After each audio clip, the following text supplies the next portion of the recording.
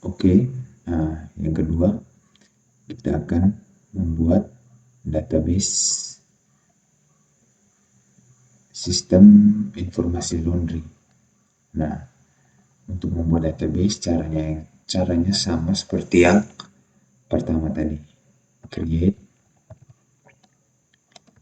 database DB cuci. Titik koma. Oke. Nah, setelah muncul query OK, one row affected, berarti database yang kita buat yaitu DB cuci telah tersimpan. Maka untuk melihatnya kita menggunakan show spasi databases titik koma enter. Nah, sekarang database DB cuci telah ada, maka kita akan membuat tabel-tabel yang ada pada database informasi laundry, atau yang di dalam sistem ini kita membuatnya dengan nama database DB cuci. Jadi yang pertama, kita sebelum membuat tabel, maka kita pastikan kita menggunakan database DB cuci, yaitu dengan cara use DB cuci titik koma. Nah, untuk mengetahui bahwa kita telah menggunakan database DB cuci, kita lihat dari nama yang ada di dalam kurung siku ini. Jika namanya sudah sama seperti database kita, maka kita telah ada dalam database DB cuci. Nah, setelah itu kita mulai membuat tabel. Yang pertama itu tabel yang pertama dalam database DB cuci ini yaitu tabel karyawan. Nah, kita buat tabel karyawan dengan cara create table karyawan, lalu buka kurung enter. Nah, setelah kita membuat tabel karyawan, maka kita harus menginput atribut-atribut apa saja yang ada dalam tabel karyawan. Yang pertama, kode karyawan. Tipe datanya integer. Kemudian kode karyawan ini merupakan primary key. Jadi kita ketikkan primary key di sini, dan kode karyawan ini auto increment. Auto underscore increment. Setelah itu koma, kemudian ada nama dengan tipe datanya juga, dengan tipe datanya yaitu teks. Kemudian koma, setelah nama ada alamat, tipe datanya juga sama, teks. Kemudian setelah alamat ada telepon, tipe datanya juga teks.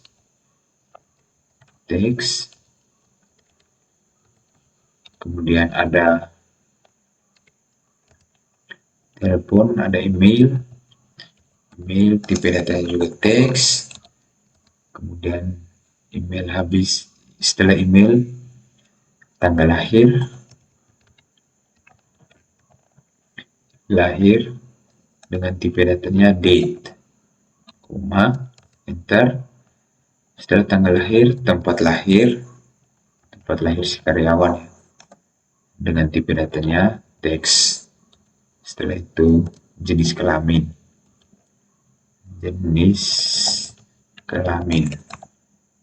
ini kita menggunakan tipe data karakter dengan lebar datanya 1.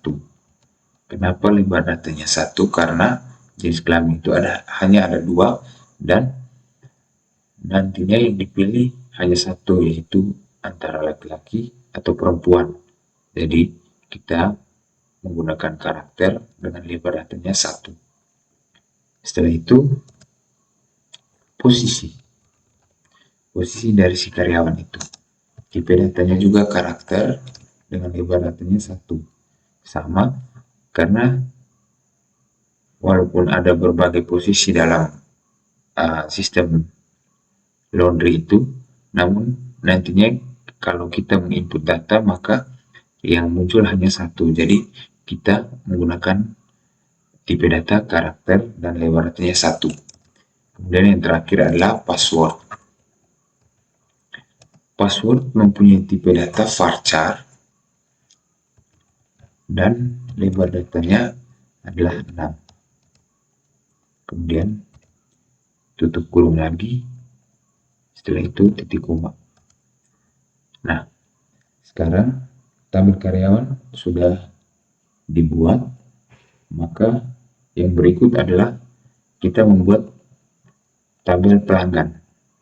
Nah, tabel pelanggan kita buat dengan cara yang sama juga, seperti kita membuat tabel karyawan, yaitu dengan create table pelanggan. Kemudian buka kurung, lalu dalam tabel pelanggan ada atribut kode pelanggan.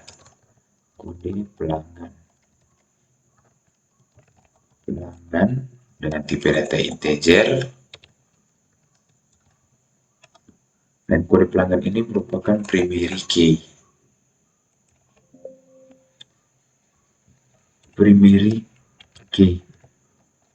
Dan auto underscore increment, koma. Kemudian setelah kode pelanggan,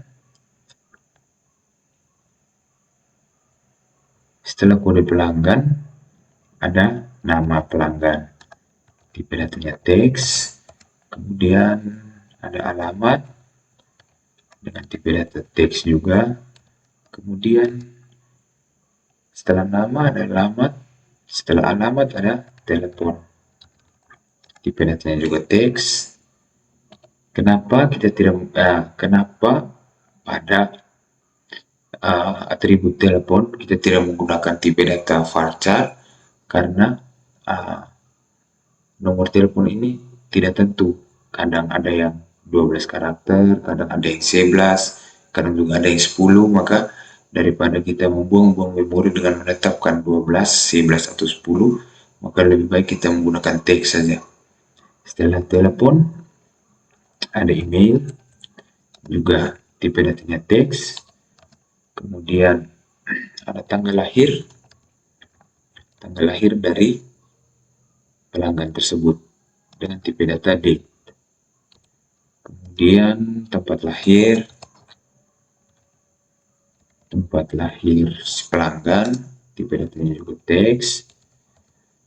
Kemudian ada jenis kelamin, tipe datanya karakter, lebar datanya 1. Kemudian ada yang terakhir password dengan tipe data varchar, lebar datanya adalah 6.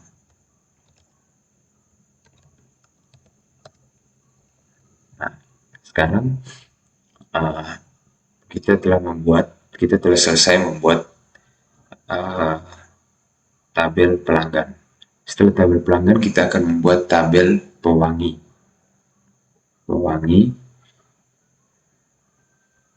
Dengan cara yang sama juga, create table pewangi, buka kurung. Dalam tabel pewangi ini ada kode pewangi dengan tipe data integer. Kemudian kode pewangi ini merupakan primary key dan auto underscore increment, koma. Setelah kode pewangi, pasti pewangi itu punya nama, jadi kita harus menyertakan juga nama pewanginya dengan tipe data teks. Setelah itu pewangi itu pun pasti mempunyai harga. Jadi kita menempatkan atribut harga pada tabel pewangi ini dengan tipe datanya integer, dan sekira itu saja yang harus kita isi dalam tabel pewangi. Nah, setelah tabel pewangi, kita akan membuat tabel jenis cucian.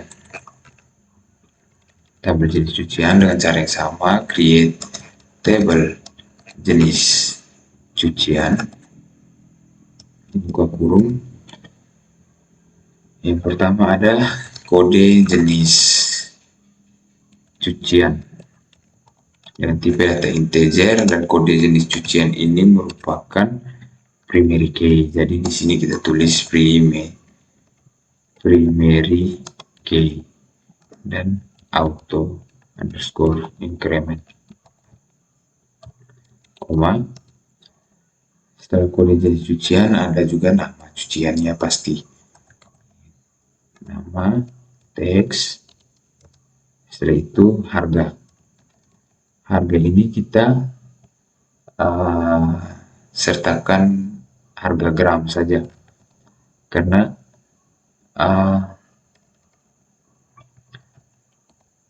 pasti ada beberapa orang yang tidak mencuci, tapi tidak mencuci dalam jumlah yang banyak. Jadi kalau misalnya kita hitung per kilo, maka akan susah. Jadi kita hitungnya per gram saja, supaya gampang nanti kalau dalam proses penghitungan. Harga gram ini tipe datanya integer, dan saya rasa ini saja. Jadi kita akhiri, kemudian kita buat lagi tabel. Setelah ada tabel karyawan, ada tabel pelanggan, ada tabel pewangi, dan ada tabel jenis cucian, maka sekarang kita akan membuat tabel transaksi. Karena tidak mungkin kan dalam satu sistem laundry tidak ada transaksi, apalagi kalau misalnya kita mencatat transaksi tersebut secara manual, maka akan sangat menguras waktu dan tenaga kita. Jadi kita harus membuat tabel transaksi. Jadi create table transaksi, buka kurung, dan tabel transaksi pasti ada kode transaksi. Kode transaksi dengan tipe data integer, lebarnya 11, dan kode transaksi ini merupakan primary key. Kemudian auto increment, koma, dan atribut kedua tentunya kalau ada transaksi berarti ada penjual dan ada pembeli. Jadi kita menempatkan kode pelanggan. Kenapa kode pelanggan tidak nama pelanggan? Karena nama pelanggan itu akan muncul bersamaan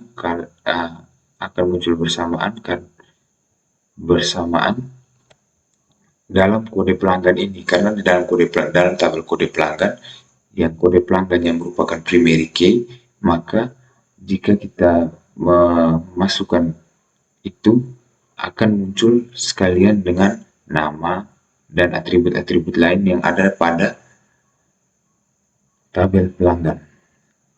Kode pelanggan tipe datanya pasti integer. Kemudian kalau ada pelanggan maka pasti ada penjual atau karyawan yang melayani transaksi tersebut. Maka kita masukkan juga kode karyawan. Tipe datanya sama, integer juga. Kemudian setelah kode karyawan harus ada tanggal transaksinya kapan.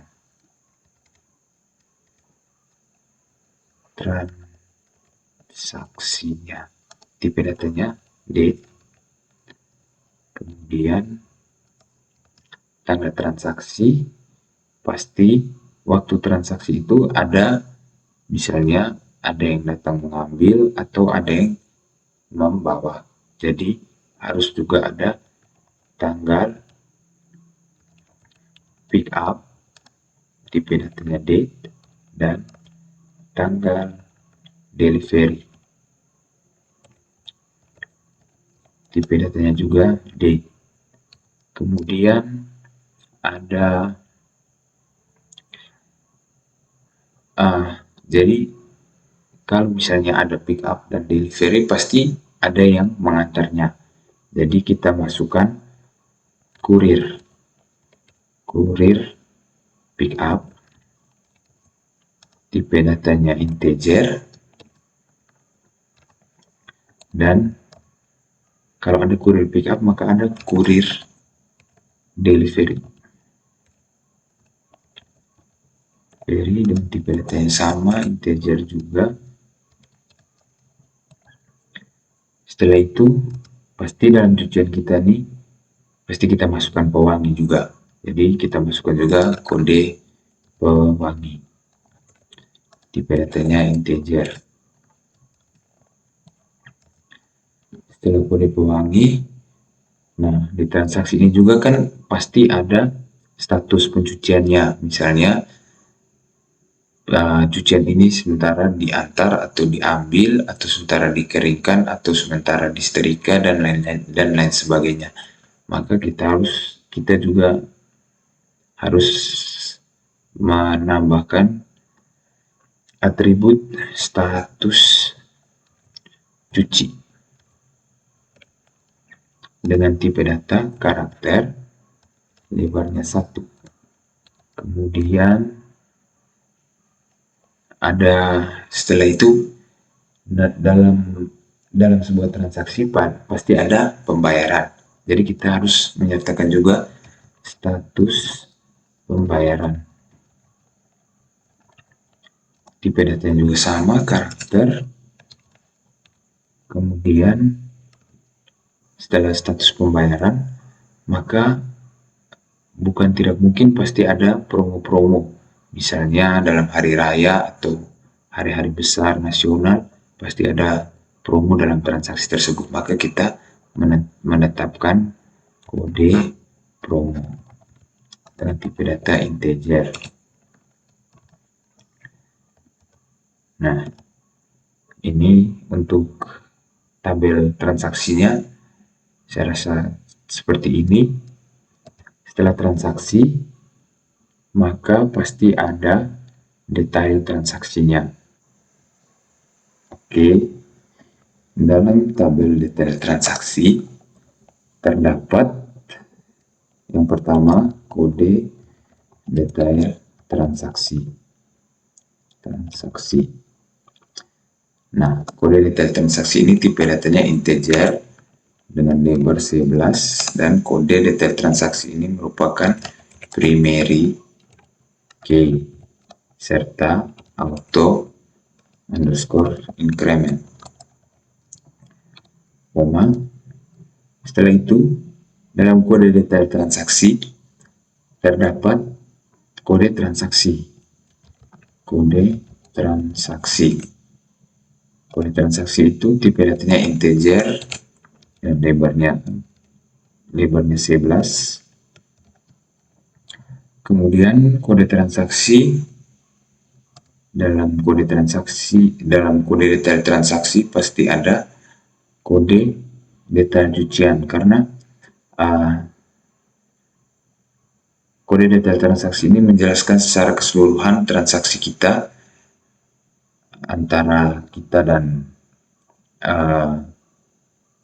konsumen dan kita dan distributor. Jadi kita harus meletakkan juga kode jenis cucian dan tipe data yang sama, integer, lebarnya 11. Setelah itu ada berat dan tipe datanya juga sama, integer. Kenapa integer? Karena berat ini merupakan suatu variabel yang nantinya akan dihitung. Jadi kita harus menggunakan tipe data integer agar nantinya dia dapat dihitung. Setelah itu, yang terakhir harga gram.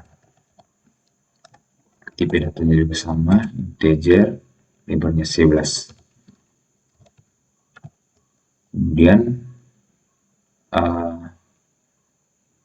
untuk menutup tabel tersebut kita gunakan kurung tutup dan titik koma.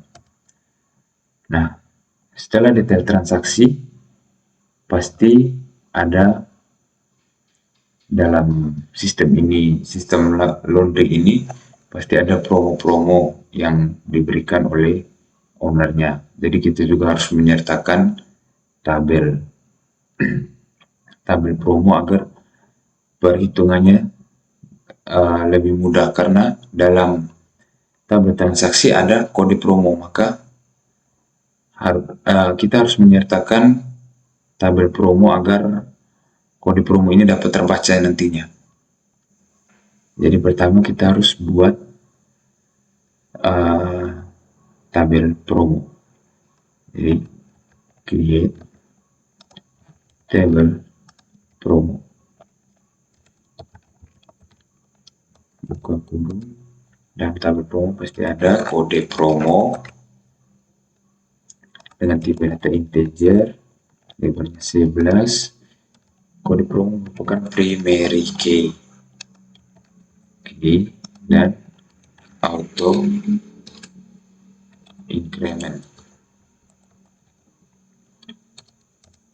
Setelah itu promo tersebut pasti mempunyai nama, jadi kita harus menyertakan nama, misalnya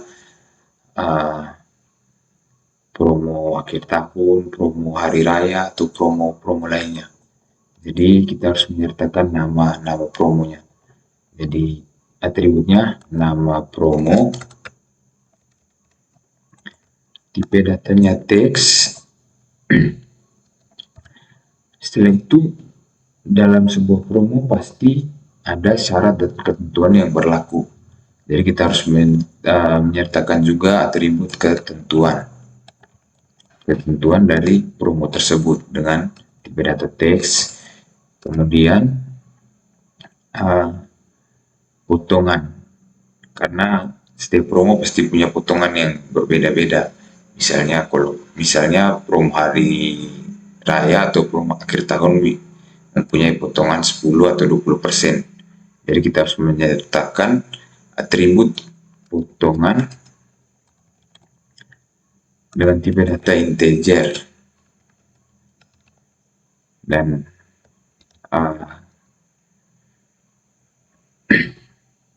isi dari tabel promo adalah kode promo, nama promo, ketentuan, dan potongan. Setelah itu dalam sebuah sistem bisnis pasti ada namanya testimoni, maka kita harus membuat tabel testimoni agar kita dapat mengetahui testimoni dari pelanggan-pelanggan kita. Jadi kita buat tabel testimoni dengan cara yang sama, create table testimoni. Kemudian buka kurung, dalam tabel testimoni pasti ada kode testimoninya. Testimoni dengan tipe data integer, lebarnya 11. Kemudian kode testimoni ini merupakan primary key. Serta auto underscore increment. Setelah kode testimoni, maka dalam testimoni itu pasti ada pelanggan yang memberikan testimoni, maka kita masukkan kode pelanggan dengan tipe data integer, lebarnya 11. Setelah kode pelanggan, maka pasti ada transaksi yang diberikan testimoni antara pelanggan tersebut dengan sistem atau bisnis kita. Jadi kita harus menyertakan juga dengan kode transaksi. Tipe datanya integer. Kemudian setelah transaksi pasti ada isi dari testimoni tersebut. Testimoni. Tipe datanya teks. Kenapa kita menggunakan tipe data teks? Karena panjang testimoni itu berbeda-beda antara satu pelanggan dan pelanggan lainnya. Jadi kita tidak perlu menetapkan lebar atau panjang dari isi testimoni tersebut dengan menggunakan variabel karakter atau dengan menggunakan karakter. Nah, setelah isi testimoni pasti ada tindak lanjut yang dilakukan untuk menanggapi testimoni tersebut. Jadi kita menyertakan tindak lanjut dengan variabelnya sama, teks, dan harus juga ada karyawan yang menerima atau membaca ataupun menindaklanjuti testimoni ini. Jadi kita harus menyertakan juga kode karyawan dengan tipe data integer. Jadi dalam tabel testimoni itu ada kode testimoni, kode pelanggan, kode transaksi, isi testimoni, tindak lanjut, dan kode karyawan. Nah, itu untuk pembuatan database sistem informasi laundry. Sekian dan terima kasih.